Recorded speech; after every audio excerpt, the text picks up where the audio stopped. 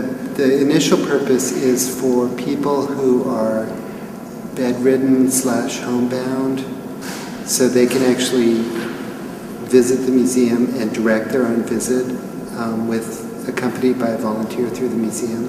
So if they're at home in bed and they have a laptop, they can actually drive the Genie through the gallery and see, there's like 2 screens. They can see the artwork, but they can also see the floor so they don't run into anything. But then there's going to be a docent volunteer who will go along with them, who will explain what they're looking at and answer questions and kind of help guide them through the museum. So the idea is it's like the next step in accessibility in terms of giving someone a high quality tour of the museum without them being here. We're starting it off with Genesis. They're going to actually refer people to us, and so those will be the initial users. It's going to be by appointment, but one thing that's interesting about it is that the guy who invented it I think he had a stroke, so he's completely immobilized. He only has partial use of one hand. So somebody like that could be a repeat visitor, where when we change shows, they could set up almost like a standing appointment to come and do a tour. I thought it was an interesting idea, and I asked Melissa, because Melissa's the one who kind of has to do the legwork on it, and she was all for it, so we went for it. And really, there are very few museums in the country that have this. It's completely new, but it's very much talked about in the museum world. And we think, as far as we know, we're the only museum that's partnering with a healthcare organization to provide this. So it's kind of a unique partnership for us. And I think for Genesis, they look at it also as kind of a different side of robotic technology, because they use it in medicine. A lot of their surgeries are robotic. So how this works is that anybody who's interested in using the Genie who can't come here for health-related purposes, which is the focus of our Phase 1 rollout of this program, will be connected with us through Genesis. At that point, they will become a user. They'll create a username for Suitable Technologies, which is the company that creates these and manages them. Once they've created an account there, they will receive an invitation from the Figge Art Museum for a specific time period, and that time we will have spoken with them on the phone about what works for them, as well as what their interests are.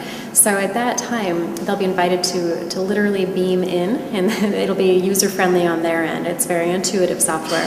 So they'll beam in, which will allow them to connect with our robot here, Genie, and when they beam in, we will have a docent here for the appointment who will be ready to help escort the robot around the museum.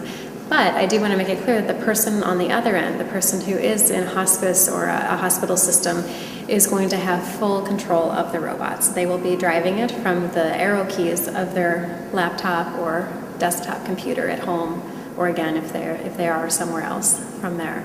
The requirements are pretty basic. They'll need to have Wi-Fi, just as we do here at the museum, and then they'll need to make sure that they have a computer that has certain certain hardware in it. I think it's Windows 7, OS 10, and then a microphone and a camera, so we can fully communicate.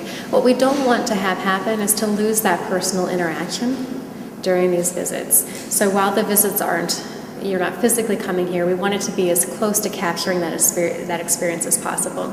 There are a few things that we keep an eye on, so if you're nervous about it, we can set the speed lower. It goes up to 2 miles per hour, but we can set it to more of a slow stroll, so you won't go too quickly. Whoever is here escorting the robot will make sure that you don't get near a staircase. That would be bad. Also, we'll make sure that you don't run into any of the artworks or any of the visitors in the museum if it does happen to be during a time when we are open to the public. It's about 100 pounds. When it is mobile, you can easily grab it and pull it back if it were in case of an emergency. But I think, as you'll see when you test drive it yourself, the screen on the user's end is great. You can see where you're going, how fast you're going. You can zoom in on things. So if you don't want to get too close to something for fear that you'll run into it, which we wouldn't let you do, but just in case, you can actually just zoom in and click and drag to look at different details on an artwork or on a label that's next to it. This is the screen that you'll see from the user's end. The top one is going to show what the beam is looking at inside of the museum. The lower one shows the base. So when I start to move it using an arrow key, it's kind of like, I'm going to run into you. Yep. It's kind of like if you have a car that has that backup camera, it'll show you the route that you're taking so you can make sure not to run into something. And then in the lower right-hand corner, it shows you. So you can make sure that you know what you look like because you will be on the screen at the museum. And the magnifying glass is going to allow you to drag it up to whatever magnification level you want. Okay. And then you can click and drag to look at different areas of the artwork.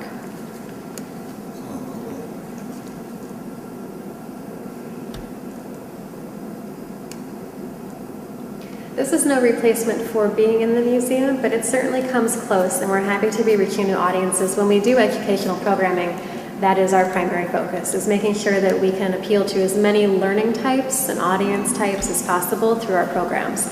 Maybe you're coming as a facilitator to young children, maybe you're coming as somebody who genuinely loves art making, and you just want to be inspired. Maybe you haven't had a lot of interactions because you've been housebound. That's what we're hoping to accomplish here, just more opportunities for people to engage.